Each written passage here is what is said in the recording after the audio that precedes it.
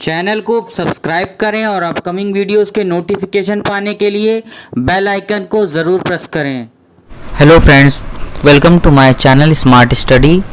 तो कैसे हैं आप लोग। आज इस वीडियो में मैं आप लोगों के लिए इन्वायरमेंटल स्टडीज़ के कुछ इंपॉर्टेंट पॉइंट्स लेकर आया हूं जो कि प्रीवियस ईयर एग्जाम्स में आए हुए हैं। चलिए स्टार्ट करते हैं। पहला हमारा जो पॉइंट है वो प्रदूषक। देखिए, प्रदूषक क्या होते हैं? वे सभी कारक जो हमारे इन्वायरमेंट में निगेटिव चेंजेस लाते हैं उन्हें हम लोग पॉल्यूटेंट्स या फिर प्रदूषक कहते हैं। तो ये दो टाइप के होते हैं। पहले होते हैं प्राथमिक, दूसरे होते हैं द्वितीयक।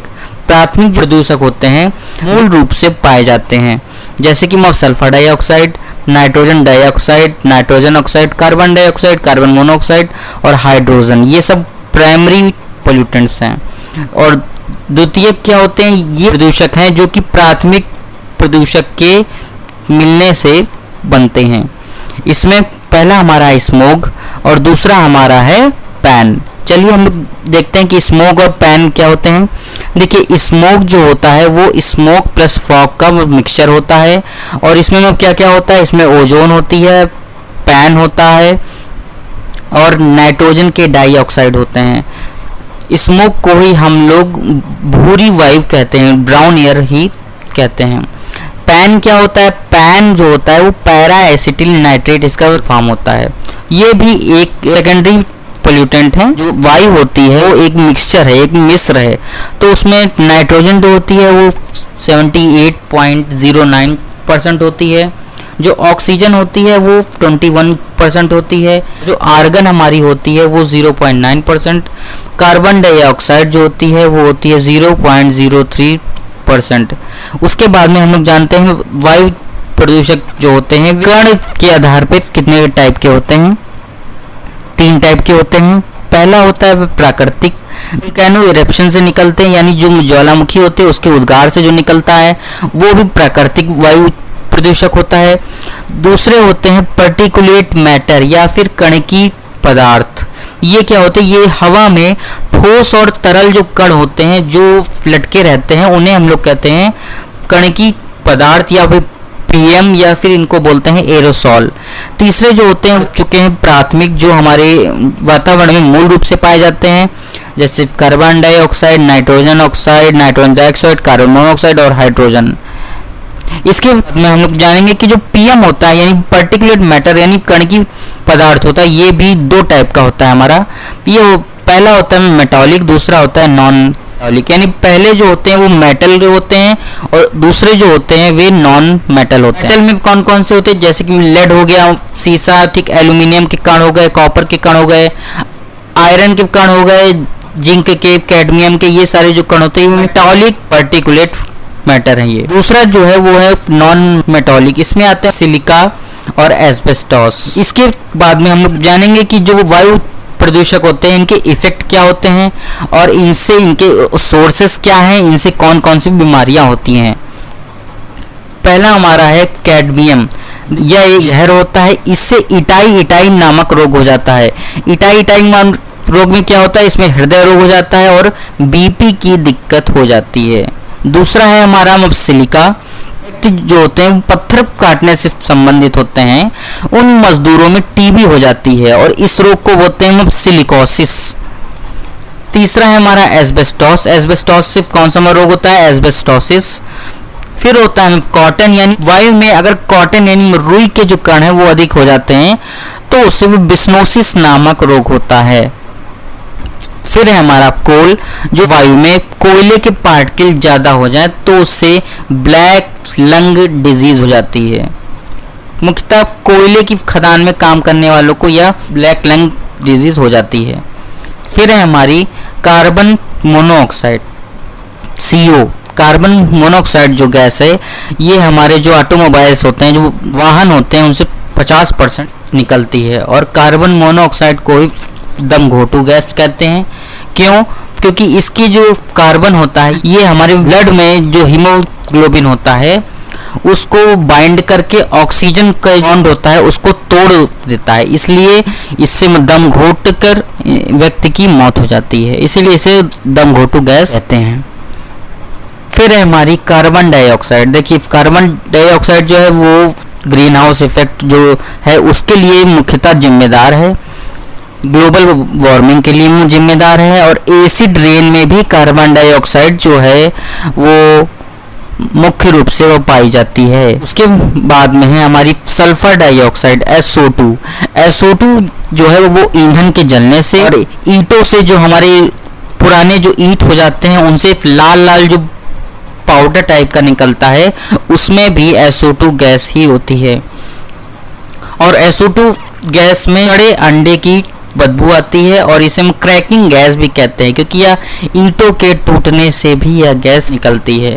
और SO2 जो गैस होती है वो एसिड रेन में भी पाई जाती है। देखिए H2O जो है यानी पानी जो है हमारा, वो अगर अल्फा ट्राईऑक्साइड के साथ मिल जाता है तो वो सल्फ्यूरिक अम्ल बनाता है, जो कि एसिड रेन का मुख्य घटक है।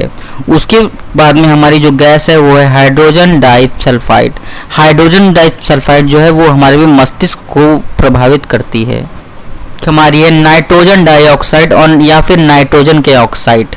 ये कहाँ से निकलते हैं? ये हमारे मुख्यतः ऑटोमोबाइल से, और जो वो फर्टिलाइजर्स जो हमारे में खेतों में जो यूज होते हैं उनमें नाइट्रोजन डाइऑक्साइड और नाइट्रोजन के ऑक्साइड निकलते हैं। इनसे इनका एक इफेक्ट होता है कि जगह पर नाइट्रोजन के डाइऑक्साइड और नाइट्रोजन ऑक्साइड की मात्रा बढ़ती है, वहाँ पर पादपों की वृद्धि बहुत जल्दी होती है, यानी वहाँ पे पेड़ और पौधे बहुत मात्रा में पाए जाते हैं। फिर है हमारी CFCS क्लोरोफ्लोरोकार्बन। यह जो गैस है ये इसके स्रोत जो है वो हम मुख्यतः एरोसॉल, स्प्रे, फोम, फ्रिज और AC, इन सभी में जो गैस पाई जाती है वो फ्रेऑन गैस होती है, जिसे हम लोग CFCS क्लोरोफ्लोरोकार्बन भी कहते हैं।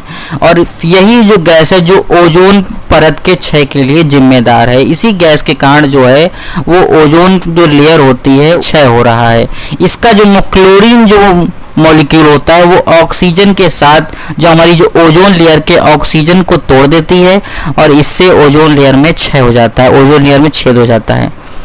फिर है हमारा फ्लोरीन मिनरल है। फ्लोरीन की अधिकता से कौन सा रोग हो सकता है? फ्लोरोसिस, यानी दांत और हड्डियां कमजोर हो जाती हैं, और इसी की अधिकता से नॉक नी रोग भी हो जाता है। नॉक नी का मतलब है वो घुटने में रोग हो जाता है। फिर है हमारी जो अल्ट्रावायलेट रेज हैं वो हमारे स्किन के लिए बहुत हानिकारक हैं और स्किन कैंसर के लिए जिम्मेदार हैं। जब ओजोन लेयर का क्षय होता है तो उससे अल्ट्रावायलेट जो सूर्य की अल्ट्रावायलेट रेज होती है, 3 टाइप की होती है, वो UVA, B और C, और इसमें से जो UVB है वो सबसे हानिकारक होती है और वो स्किन कैंसर के लिए जिम्मेदार होती है। उसके बाद में हमारा है HG मरकरी जो है, इसकी अधिकता से मिनीमाटा रोग हो जाता है, जिसमें व्यक्ति जो है वो अपंग हो जाता है। मिनीमाटा नाम कहाँ से आया है? देखिए जापान में एक जगह थी वो मिनीमाटा, वहाँ पर एक तालाब में बहुत ज़्यादा मरकरी की मात्रा पाई गई थी, जिससे उस तालाब की सारी मछलियाँ मर गई थी। वहीं से ये रोग का नाम आया है मिनीमाटा रोग, मरकरी की अधिकता से होता है। फिर है नाइट्रेट की अधिकता से ब्लू बेबी सिंड्रोम नामक रोग होता है। इसमें जो नवजात बच्चा होता है उसकी आंखें नीली होती हैं और कुछ समय बाद उसकी मौत हो जाती है, इसीलिए इसको कहते हैं ब्लू बेबी सिंड्रोम। ये नाइट्रेट की अधिकता से होता है। उसके बाद में है हमारा आर्सेनिक। देखिए आर्सेनिक की अधिकता से कौन सा हमारा रोग होता है?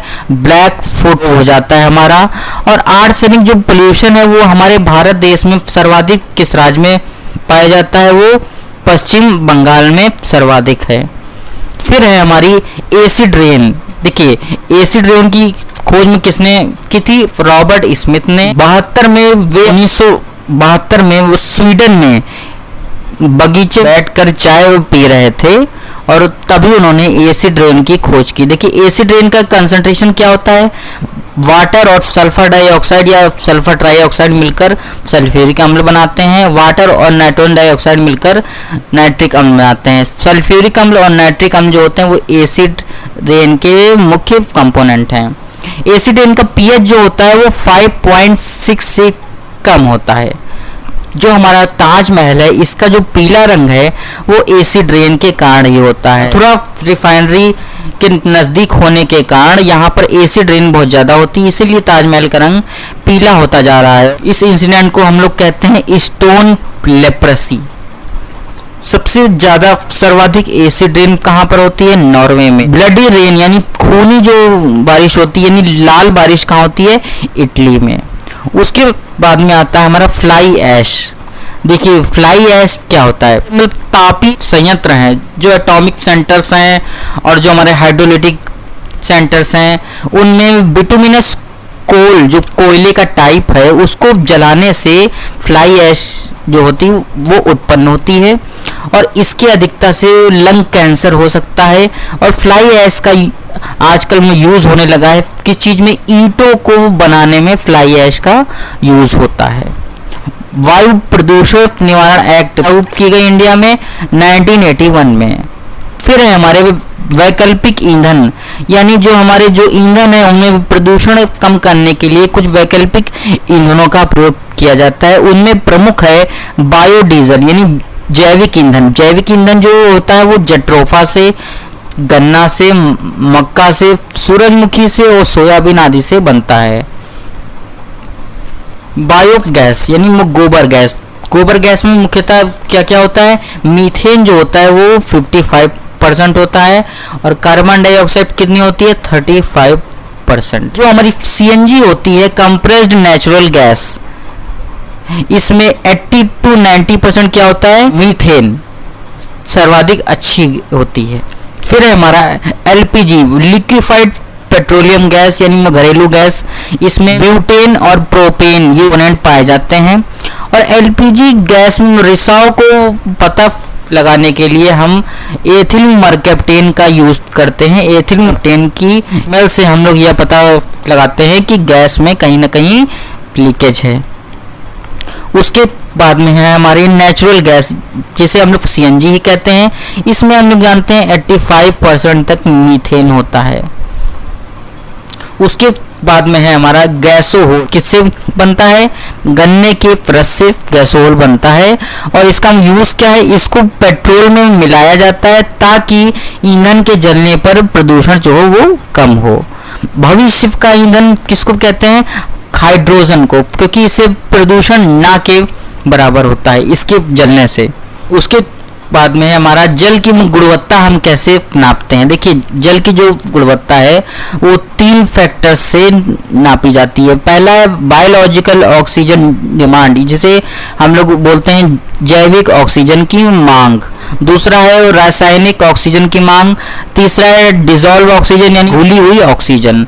हम जल में पता लगाते हैं कि उसमें ऑक्सीजन की मांग कितनी है, उसमें रासायनिक तौर पर ऑक्सीजन की मांग कितनी है और उसमें ऑक्सीजन घुली हुई है, उससे उस जल की शुद्धता और अशुद्धता का पता लगाया जाता है। भारत देश की वो सबसे प्रदूषित नदी कौन सी है? अमलाखेड़ी में, गुजरात की। धान के खेत में जुगाली करने वाले पशु जो है दलदल में, कीचड़ में और धान के खेत से कौन सी गैस निकलती है? Methane gas. इसलिए इसे मार्स गैस भी कहते हैं। जो हमारी जल नीति है वो कब लागू की गई? 2002 में। और भारत का राष्ट्रीय जलीय जीव कौन सा है? डॉल्फिन मछली, स्विस मछली या सर्वाधिक समझदार मछली भी होती है। जल दिवस 22 मार्च को मनाया जाता है। 1992 में रियो डी जेनेरियो में जो पृथ्वी सम्मेलन हुआ था उसी में ये डिसाइड किया गया था कि प्रतिवर्ष 22 मार्च को जल दिवस मनाया जाएगा। एंथ्रेक्स जो रोग होता है वो पशुओं में होता है। 90 डेसिबल से ज़्यादा की जो ध्वनि होती है, जो आवाज़ होती है, वो अत्यधिक खतरनाक की श्रेणी में आती है। नीरी कहाँ है? नागपुर में। ग्रीन मफलर ये किससे संबंधित है? ध्वनि प्रदूषण से। इसमें क्या होता है कि ट्रेन की पटरियां होती हैं, उनके किनारे किनारे पेड़ लगाए जाते हैं ताकि जो ट्रेन की जो आवाज़ है वो पेड़ों द्वारा अवशोषित कर ली जाए। इसी इंसिडेंट को बोलते हैं ग्रीन मफलर। ये साउंड पोल्यूशन से रिलेटेड है। सिगरेट का जो धुआं होता है उसमें कौन कौन से कंपोनेंट होते हैं? कार्बन मोनोऑक्साइड और सिट्रिक एसिड यानी बेंजीन। कार्बन मोनोऑक्साइड और बेंजीन जो है वो मुख्यतः सिगरेट के धुएं में पाया जाता है। फिर है हमारा रेडियो एक्टिव पोल्यूशन यानी रेडियोधर्मी प्रदूषण। ऐसा प्रदूषण जो रेडियो एक्टिविटी के कारण हो, ये भारत में सर्वाधिक किस राज्य में है? केरल में। और इसकी यूनिट क्या है? इसकी यूनिट है रोंटगन। रेडियोधर्मी प्रदूषण घटना है चेरनोबिल दुर्घटना, जो कि 1986 में यूक्रेन में हुई थी, जहां पर अत्यधिक रेडियो एक्टिव पोल्यूशन फैला था। लाइकेन हमारे जो होते हैं वे कवक और शैवाल जो होते हैं वे दोनों जो हैं वो लाइकेन में एक साथ में निवास करते हैं। और लाइकेन जो होते हैं वो वायु प्रदूषण के मुख्यतः सूचक हैं। जो लाइकेन है वो पेड़ों की छालों पर पाए जाते हैं और जिस क्षेत्र में वायु प्रदूषण अधिकतम होता है वहां पर लाइकेन की संख्या यानी लाइकेन की मात्रा बहुत अत्यधिक होती है। जो हमारा लेड होता है और सीसा, इसकी अधिकता से क्या होता है? ब्रेन कैंसर हो जाता है। बेंजीन से क्या होता है? Blood cancer. बेंजीन की मात्रा हमारे शरीर में जाती है तो उससे हमें ब्लड कैंसर हो सकता है। रेडॉन जो गैस है ये जो है ये मृदा से अपने आप ही निकलती है। रेडॉन गैस भूकंप के आने पर इसकी मात्रा वातावरण में बढ़ जाती है, तो इससे हम पता लगा सकते हैं कि किस क्षेत्र में भूकंप आने वाला है। उड़न छिपकली ड्रैको भी कहते हैं, ये कहाँ पाई जाती है? पश्चिमी घाट पे। विश्व में सर्वाधिक वन किस देश में है? वो रूस में। अशोक और नीम जो हैं ये दो ऐसे पेड़ हैं जो कि प्रदूषण को अत्यधिक कम कर सकते हैं। सेंट्रल एरिड जोन यानी काजरी कहाँ पर है? जोधपुर राजस्थान में।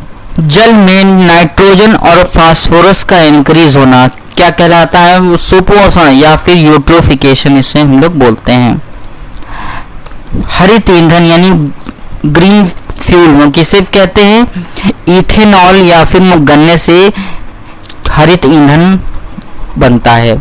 जो हमारा भूटान जो देश है वहाँ पर 33% नेशनल पार्क हैं, इसीलिए उसे कार्बन निगेटिव भी कहते हैं। उसके बाद में है हमारा हलुक गिब्बन। भारत में कहाँ पाया जाता है? असम राज्य में हलुक गिब्बन पाया जाता है। जो महाराष्ट्र है जहाँ पर जो राजकीय जीव तितली को बनाया गया है। पृथ्वी के फेफड़े में किसे कहा जाता है? अमेज़न के जंगलों को। ब्राजील में जो अमेज़न के जंगल हैं उन्हें पृथ्वी के फेफड़े कहा जाता है। तो दोस्तों ये था हमारा एनवायरमेंटल स्टडी के कुछ इंपॉर्टेंट पॉइंट्स, और ये वीडियो अगर आपको अच्छा लगे तो प्लीज़ मेरे चैनल को सब्सक्राइब करें, इस वीडियो को लाइक करें और शेयर करें उन दोस्तों के साथ में जो कि एसएससी बैंक यूपीपीसीएस आदि की तैयारी कर रहे हैं। Thank you.